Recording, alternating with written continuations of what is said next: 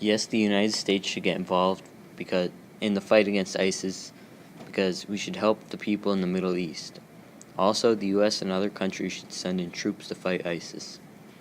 The first reason that the U.S. should get involved in the fight against ISIS is because without U.S. participation, the prospects for a successful war against ISIS are slim.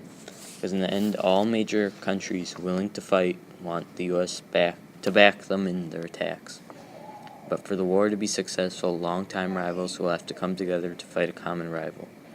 If the U.S. does nothing, we can't win this war. Also, according to the article Pro-Con, should U.S. escalate the war against Islamic State, adding force bit by bit cannot substantially alter the facts on the ground. This means the U.S. can't just be going in with little attacks.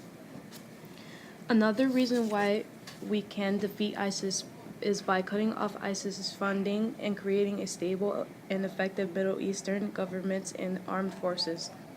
As said in the article, Can ISIS Be Stopped? It must involve cutting off ISIS's funding and creating a stable and effective Middle Eastern governments and armed forces. You could argue that sending troops to fight ISIS will give the United States a large number of casualties.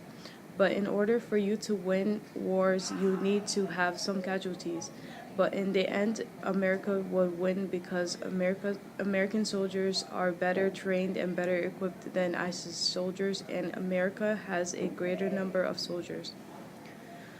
Putting America in Iraq will help speed up the process of defeating ISIS because it will help us get more information on what ISIS is doing, and we don't just go in and bomb them and kill innocents and create sympathy.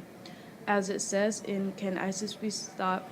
Simply crushing ISIS military might generate sympathy for them among angry Muslims around the world.